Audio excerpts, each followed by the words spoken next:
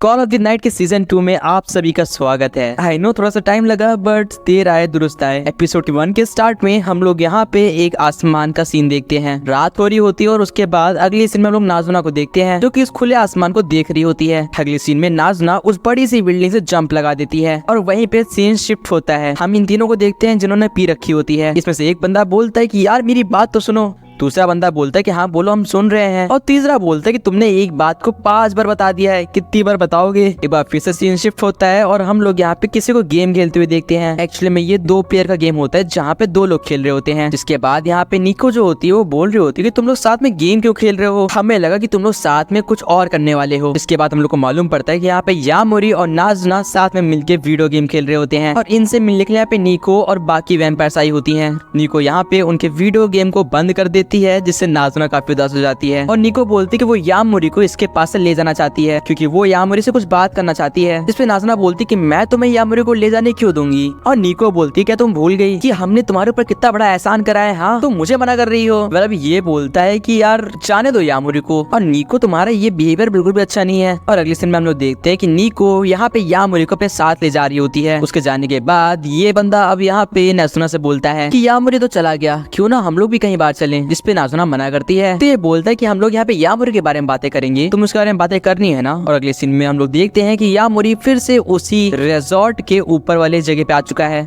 जहाँ पे सब लोग बैठे होते हैं। अब निको यहाँ पे यामोरी से बोलती कि वो बताए कि उसका और नाज़ुना का सब कुछ कैसा चल रहा है। और यामोरी यहाँ पे थोड़ा सा नर्वस हो रहा था। इसमें निको बोलते हैं फिक्र मत करो, हम तुम्हारा अच्छा ही चाहते हैं। और देखो ना हम सब लोग तुम्हारे यहाँ पे इस पूरे सिचुएशन को कितना ज्यादा सपोर्ट कर रहे हैं, तो डरो मत। इस पे यामोरी बोलता है क्या सच में, क्या तुम लोग सच में मेरी मदद करना चाहते हो। जिसके बाद हम लोग इनके मन की बात पढ़ते हैं जहाँ पे ये लोग बोल रहे होते हैं अरे भला किसको इंटरेस्ट नहीं होगा एक टीनेजर की लव लाइफ के बारे में जानने में। हम लोग निको का भी सीन देखते हैं जहाँ पे वो बोल रही होती है वैसे भी इस टाइप की बातें सुनने को बहुत ही कम मिलती हैं और इनका स्पेशल केस है यार। यामोरी बोलते हैं कि उसे लगा था कि ये सब लोग उसकी बातें सुनने में मजा लेंगे और इसीलिए वो लोग यामोरी को यहाँ पे लेके आए हैं ताकि वो उसकी लव लाइफ की बातें सुन के अपने लिए एंजॉयमेंट जमा कर सके। जिसपे यहाँ पे निको बोलती है अरे इसने तो हमें रंगे हाथों पकड़ लिया, माफ करना यामोरी। यामोरी बोलता चलो मैं बताता हूँ फिर, वैसे तुम लोग सच में मेरी मदद करना चाहते हो ना। और निको बोल रही होती है हाँ बिल्कुल, क्या तुम हम पे भरोसा नहीं करते। अगले सीन में लोग देखते हैं कि यहाँ पे हत्सुका जो होता है वो यहाँ पे नाज़ुना को एक अलग ही जगह ले आया है। नाज़ुना पूछती है कि ये तो मुझे कहाँ पे लेके चले आए। और हम लोग देखते हैं कि एक साइड यहाँ पे काफी ऐसे शूज रखे होते हैं, अलग अलग टाइप के फुटवियर रखे होते हैं और एक साइड भाई कपड़े लदे होते हैं और ये एक्चुअली में हत्सुका की जगह होती है। अब हत्सुका उससे बोलता है तुम्हें यामोरी की बात करनी थी इसलिए तुम मेरे साथ आई है ना, नहीं तो तुम आती भी नहीं। इस पे यहाँ पे नाज़ुना बोलते है कि हाँ बात तो करनी है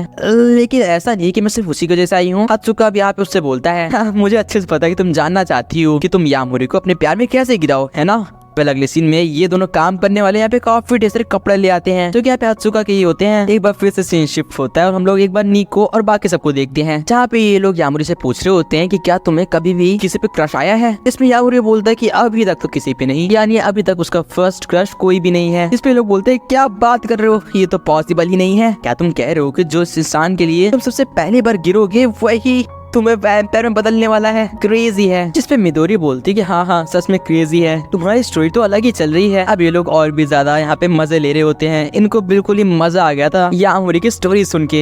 ये लोग बोल रहे होते कि इस ड्रिंक के साथ ये स्टोरी तो बिल्कुल लाजवाब लग रही है। फिलहाल निको बोलती है तुम्हें अपना बेस्ट देना होगा यामोरी ताकि तुम एक वैम्पायर बन पाओ। फिलहाल अब मिदोरी बोलती है कि अच्छा ये बताओ अगर हम लोग इस चीज को बिल्कुल से रोमांस को बिल्कुल साइड कर दें तो क्या उसके बाद भी तुम्हें नाज़ुना क्यूट लगती है। इस पे यामोरी बोलता है कि हाँ उसका फेस काफी क्यूट है। और ये सुन के मिदोरी बोलती है कितना घिसा पीटा सा जवाब दिया है तुमने, लेकिन मैं तुमसे एक्सपेक्ट भी क्या कर सकती हूँ। वेल इस पे यहाँ पे निको बोलती है कि ये बात अगर तुम उसे बताओगे तो उसे खुशी होगी। इस पे यामोरी ब्लश करते हुए बोलता है क्या कहा, मैं उससे बताऊं। और ये लोग कह रहे होते हैं क्या एक सेकेंड यामोरी ब्लश कर रहा है, अरे देखो क्या क्यूट लग रहा है बंदा। वेल एक बार फिर से सीन शिफ्ट होता है और हम लोग यहाँ पे नाज़ुना को देख पाते हैं जो कि कुछ कपड़े ट्राई कर रही होती है। वो बोलती है ये कपड़ा तो बहुत ज्यादा अजीब है, हाँ मुझे इस टाइप के कपड़े क्यों पहनने हैं। जिसपे यहाँ पे हत्सुका बताता है कि देखो सिंपल सी बात है, तुम्हारे कपड़े कूल है लेकिन एक टीनेजर के लिए वो काफी ज्यादा अनअट्रैक्टिव है और अभी तुमने जो कपड़े पहने हैं वो तुम्हें एक फ्रेश लुक दे रहे हैं जो की काफी अच्छा है। नाज़ुना बोल रही होती है कि ये स्कर्ट पहन के तो बहुत अजीब लग रहा है, मैं तो अच्छे से उड़ भी नहीं पाऊंगी। जिसपे हत्सुका बोलता है कि तुम तो ऐसे बिहेव कर रही हो जैसे कोई लड़का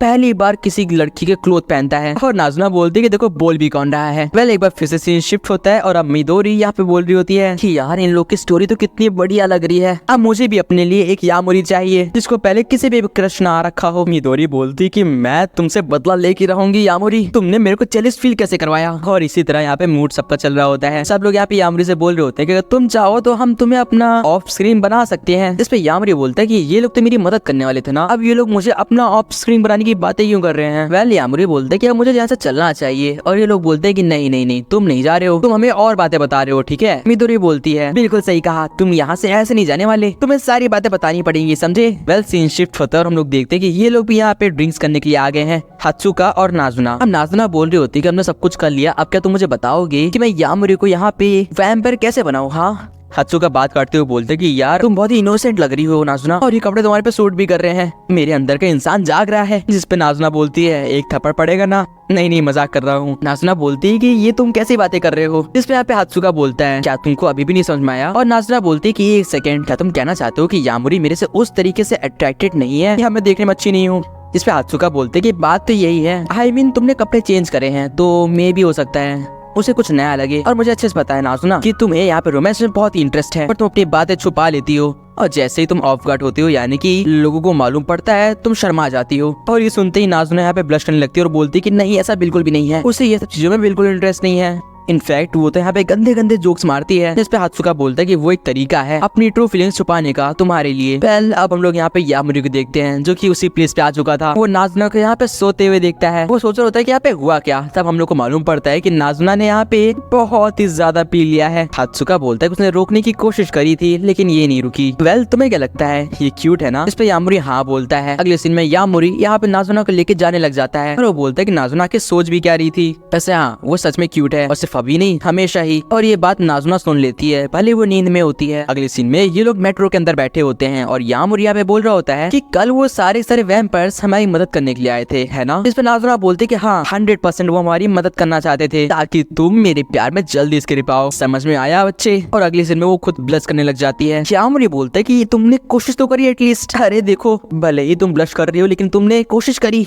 हाँ बिल्कुल। वेल अब यामोरी बोल रहा होता है कि बात तो सही है, उसके पास 10 महीने बचे हुए हैं वैम्पायर बनने के लिए, नहीं तो वो उसे मार देंगे। वैसे वो लोग जा कहाँ रहे हैं ये बात वो नाज़ुना से पूछता है और नाज़ुना बोलती है तुम देखते जाओ। अगले सीन में यामोरी बता रहा होता है कि बचपन में जब वो किंडरगार्टन में था तो एक बार उसका स्कूल उसको एक ट्रिप पे ले जा रहा था जो कि टोक्यो जा रही थी। अब जो लोग सेलेक्ट हो गए टोक्यो जाने के लिए वो तो काफी खुश थे, लेकिन जो लोग सेलेक्ट नहीं हुए थे वो लोग बहुत ही उदास और बहुत ही जेलस लग रहे थे। यामोरी बोलता है यार टोक्यो यहाँ से सिर्फ और सिर्फ आधे घंटे दूर है, पता नहीं वो लोगों को किस बात की जेलसी थी। उसे ये बिल्कुल भी नहीं पसंद है कि वो लोग टोक्यो कितना ज्यादा पसंद करते हैं, जबकि टोक्यो में ऐसा कुछ खास है भी नहीं। मतलब उन्हें टोक्यो के बारे में कितना ही पता है। और तभी नाज़ुना उसे एक जम के लगा देती है और मैं मजाक नहीं कर रहा, सच में थप्पड़ मार देती है। वो बोलती है तो तुम क्या कहना चाहते हो जो टोक्यो को ऐसे पसंद करता है वो गलत होता है। इस पे यामोरी बोलता है कि क्या तुम भी उनमें से एक हो। नाज़ुना बताती कि पहली बार जब वो टोक्यो आई थी तो वो बिल्कुल अकेली थी। उसे लगा था कि टोक्यो काफी ज्यादा बढ़िया जगह होगी, हर जगह लाइटें होंगी, काफी ज्यादा सुंदर माहौल होगा, सब बहुत ही खुश होंगे। लेकिन वो जैसे वहाँ पे गई वो बिल्कुल अकेली पड़ गई और उसे समझ में आया कि टोक्यो एक ऐसी जगह है जहाँ पे अगर तुम इनोसेंट होके जाओगे तो तुम बोर हो जाओगे। वेल वो बताती कि टोक्यो में बहुत कुछ कर सकते हैं हम। क्या मतलब तुम रात के 12 बजे भी शॉपिंग कर सकते हो, 24 घंटे और 7 दिन यहाँ पे तुम कैरियोके में फन कर सकते हो। और हाँ इस जगह के बारे में तो बिल्कुल भूल ही गई थी, मैं तुम्हें यहाँ पे इसे लेके आई हूँ, जरा देखो। जिसके बाद हम लोग यहाँ पे काफी ढेर सारे कपल्स को देखते हैं जो कि यहाँ पे रात में घूम रहे होते हैं। यामोरी बोलते हैं कि तुम मुझे बताना क्या चाहती हो, मैं समझ नहीं पाया। जिस पे नाज़ुना बोलती है जरा वेट करो मैं तुम्हें समझाती हूँ। और उसके अगले सीन में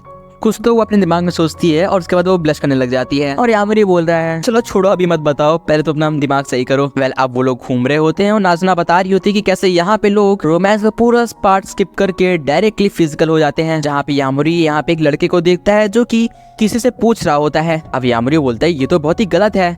इस पे नाज़ुना से पॉइंट आउट करते हुए बोलती है कि नहीं तुम्हारी सोच गलत है बेवकूफ। वो समझाती कि ऐसा उसने क्यों कहा। अब मान लो वो लोग एक रात साथ में गुजारते हैं और उसके बाद वो लोग डिसाइड करते हैं डेट करने का और फिर वो एक कपल बन जाते हैं। नाज़ुना का कहने का सिंपल मतलब ये था कि हर कोई यहाँ पे रोमांस जो कि एक गैम्बल है उसे नहीं लेना चाहता है। कुछ लोग उसे डायरेक्टली स्किप कर देते हैं और मेरा और तुम्हारा रिलेशन भी तो कुछ ऐसा ही है ना। इस पे यामोरी बोलता है कि मैंने कब कुछ करा भाई। नाज़ुना बोलती कि देखो मैं तुम्हारा ब्लड पीती हूँ और उसके बदले हम साथ में घूमते हैं, क्या तुम भूल गए मेरा तुम्हारा ब्लड पीना बिल्कुल उसी की तरीके से है। क्या अब तुम्हें समझ में आया? यामोरी बोलता है कि वो बिल्कुल समझ गया। उसके हिसाब से नाज़ुना ये बताना चाहती थी कि जरूरी नहीं है कि यहाँ पे किसी भी रिलेशनशिप की यहाँ पे स्टार्ट फीलिंग्स होने से ही हो। इसका मतलब love at first sight something. Well Nazuna अब समझ नहीं पाए थे कि यामोरी यहाँ पे उसका क्या मतलब ले गया, लेकिन वो बोलती कि हाँ तुम सही समझ रहे हो। अब एक बार फिर से सीन शिफ्ट होती है और ये लोग आ चुके थे जू। यामोरी बोलते हैं हम रात में जू में क्यों आए हैं। फिर उसे मालूम पड़ता है कि सुबह तो वो लोग आ नहीं सकते क्योंकि नाज़ुना वैम्पायर जो है। पर जैसे ही वो लोग जू के अंदर उड़ के जाते हैं वो नोटिस करते हैं कि जू में कोई भी जानवर नहीं है। मतलब जहाँ पे उन्हें रखा जाता है दिखाने के लिए वहाँ पे वो नहीं है। इसका मतलब है कि उन्हें अलग जगह रखा गया है ताकि वो भाग ना पाए। जिसके बाद वो लोग एक छोटे से ब्रिज पे आ जाते हैं जहाँ पे नाज़ुना बोलती है कि तुम्हें टोक्यो क्यों नहीं पसंद है, शायद तुम अपने होम टाउन को ज्यादा पसंद करते हो। इस पे यामोरी बोलता है कि तुम्हारा होम टाउन से क्या मतलब है, मैं समझा नहीं। नाज़ुना बोलती मुझे लगा ही था। तो तुम्हारा क्या मतलब है, क्या तुम अपनी जगह को ज्यादा पसंद करते हो? इस पे यामोरी बोलता है कि सच बताऊं तो मुझे कोई भी जगह पसंद नहीं है, मेरे लिए सारी जगह ही एक बराबर है, इसलिए मुझे कोई नई जगह घूमने में इंटरेस्ट भी नहीं आता। लेकिन हाँ ये चीज चेंज हुई है रिसेंटली और उसका कारण तुम हो, क्योंकि अब मुझे लगता है कि अगर मैं यहाँ पे रहूंगा तो मैं तुमसे रोज मिल सकता हूँ। जो कि सुन के नाज़ुना यहाँ पे यामोरी को देख रही होती है जैसे ये वर्ड्स उसे टच कर गए हो। यामोरी बोल रहा होता है कि जब तक वो वैम्पायर बनने की कोशिश करता रहेगा तब तक वो नाज़ुना से मिल सकता है। जिसके बाद नाज़ुना बोलती कि हाँ उसने सही कहा। वैसे नाज़ुना उससे टोक्यो इसलिए लेके आई थी क्योंकि उसे हमेशा से ये आइडिया बहुत ही पसंद था कि वो टोक्यो किसी के साथ घूमने आए, अकेले नहीं। और वो काफी खुश है कि वो कोई और नहीं बल्कि यामोरी है जिसके साथ वो यहाँ पे घूमने आई थी। इसके बाद यहाँ पे नाज़ुना पूछती है कि क्या वो उसका ब्लड ड्रिंक कर सकती है। इस पे यामोरी हाँ बोलता है और नाज़ुना उसका खून पीती है। पता नहीं भाई इस बंदे को ये चीज अच्छी कैसे लग रही है। वैसे अब नाज़ुना पूछती है क्यों चला जाए यहाँ से वापस। इस पे यामोरी हाँ बोलता है और वो बोलने वाला था कि क्या हो अगर हम सुबह यहाँ पे आए, लेकिन तभी वो नोटिस करता है कि नाज़ुना सिर्फ रात में शाइन करती है और उनकी पूरी ही चीज एक नाइट लाइफ है। और गाइस यही भी इनका पहला एपिसोड एंड हो जाता है। आप लोगों को ये एपिसोड कैसा लगा कमेंट से बताना एंड ऑफ कोर्स सब्सक्राइब कर दो इसका अगला एपिसोड देखने के लिए। बाकी मैं आपसे मिलता हूँ किसी और नेक्स्ट वीडियो में। Till then good bye.